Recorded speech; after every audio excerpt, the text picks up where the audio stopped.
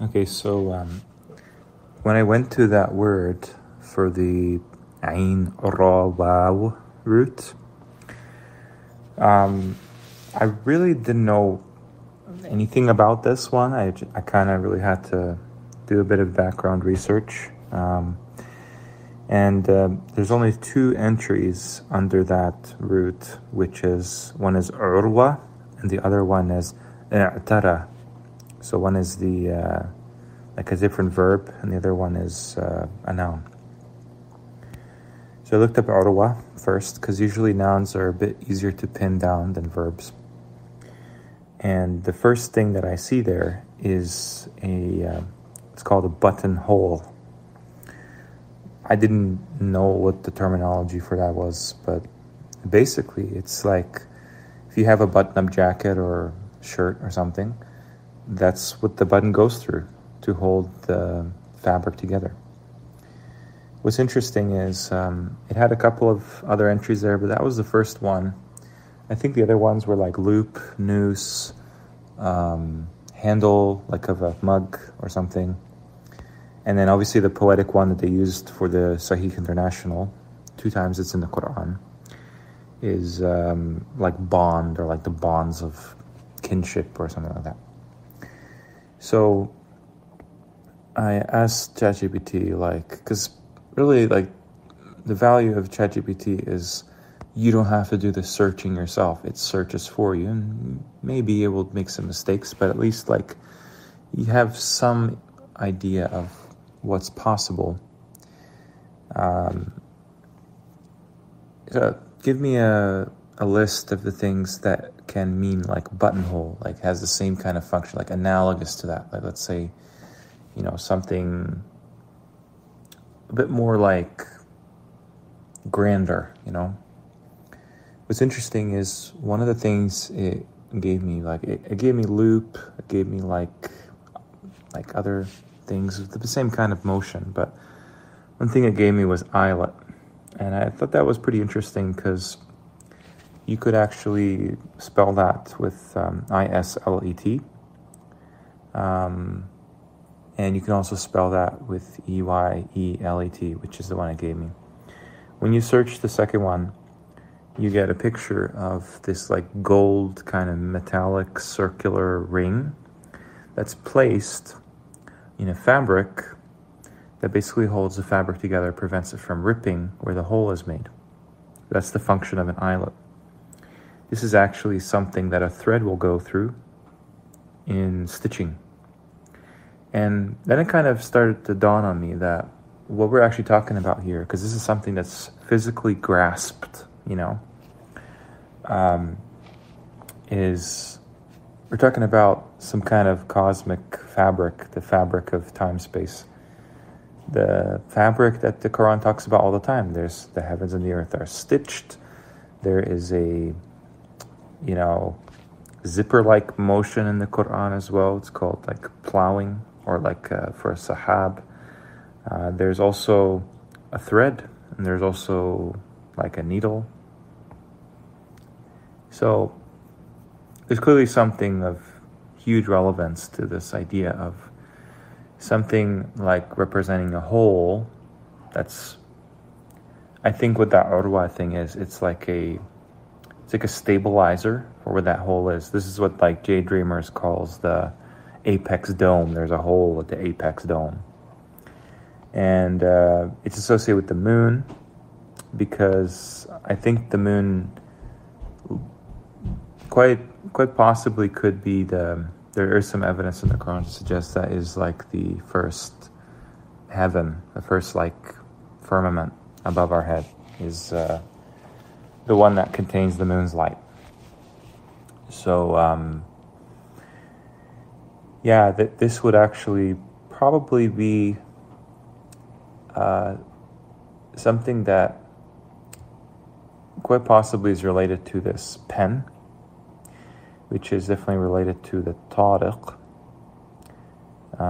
mainly because their chapter or surah number rather is an anagram, backwards and forwards, 6886, the Tariq and the Qalam.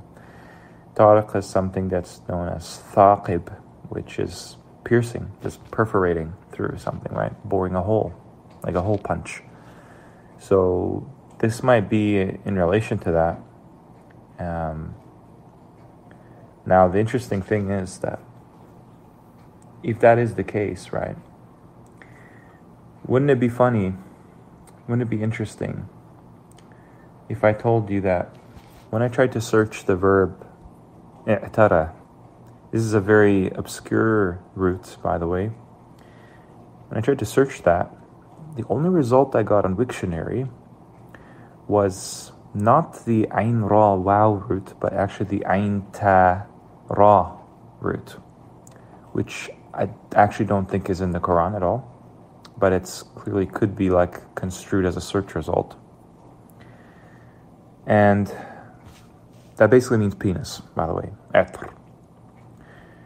So that kind of made a lot of sense. What's going on here is there is some kind of a poetry regarding the ascension of the shayateen and their tower that the humans, help build with them to reach this hole right above. And that's why, like, atar is penis, but that's not the verb. That's not the verb in the Quran. The verb in the Quran is i'tara. That's I think verb form 8 of a totally different root. So clearly somebody just kind of is just cracking a crude joke from that somewhere in the timeline. And wouldn't you know, when I saw where that verb was used, I knew exactly what's going on. And it basically says, like, because you got to remember, this is like something that surrounds a hole to stabilize a hole, basically, right? It said, like, we see that some of our gods have, basically entered you. That's what it means, like entered you. It doesn't say possessed, although that is a definition of Itaraa. I think they put in there, in the definition, like to befall, to do this, to do that. I think that makes sense from the perspective that, like, some kind of punishment goes from above through that hole. But the verb is not used like that. The verb is used with, like, something entering you. Okay? And if their gods enter a man through a hole, it's only going to be one hole, basically. And so that's why I instantly was like, there's just no way this cannot refer to what they're doing after everything we've been talking about in the occult, that it all goes back to sodomy.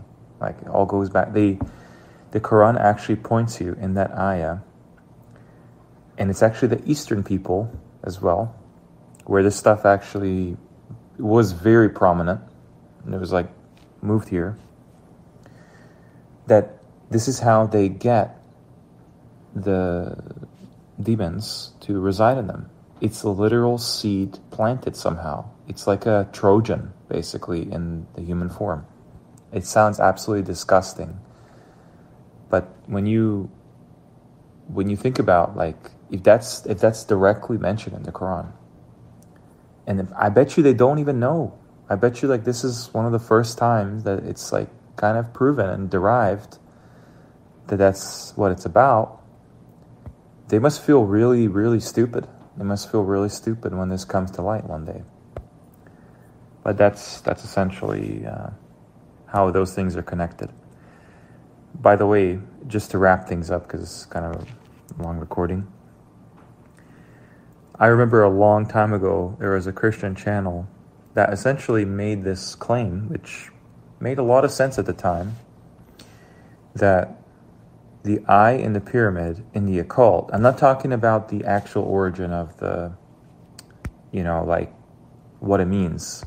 Like, I believe, like, if you have eyelet somewhere in the heavens, in the fabric of the heavens, there's got to be angelic, right? And angelic authority is coming down from there, right?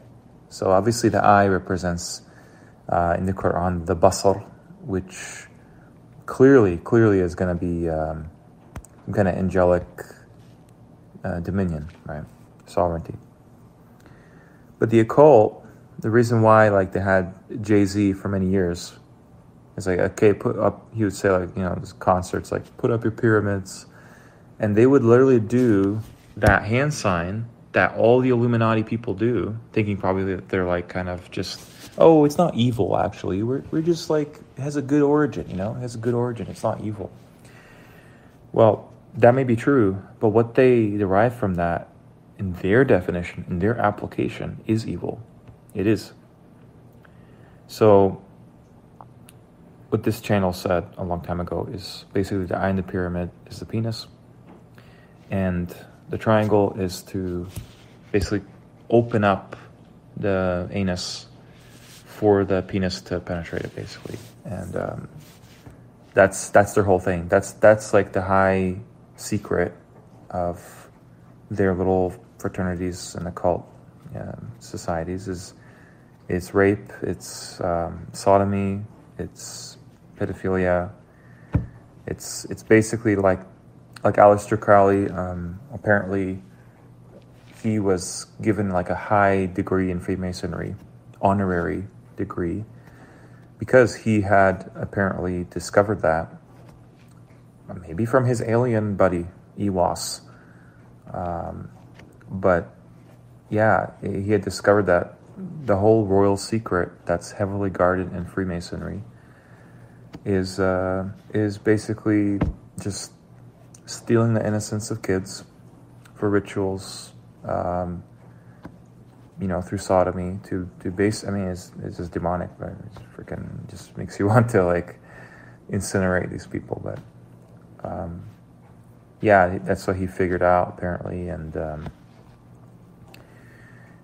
that's what the tree of life in Kabbalah represents too. They access different worlds and they jump through different things. They probably what it is just based on what I know now, is the psychedelics and these practices make their minds like completely dissociated from their humanity. So they can like imagine that they're somewhere. Like, for example, Stephen King will just pump out like a crazy amount of books every year, and there's no way he can do that. He could have AI, for example, but that would be discovered, like that would be easily discovered one day. I think what they do is they have these ghostwriters, they become the typewriters. That's what the Xinjiang Chinese guy is promoting as well.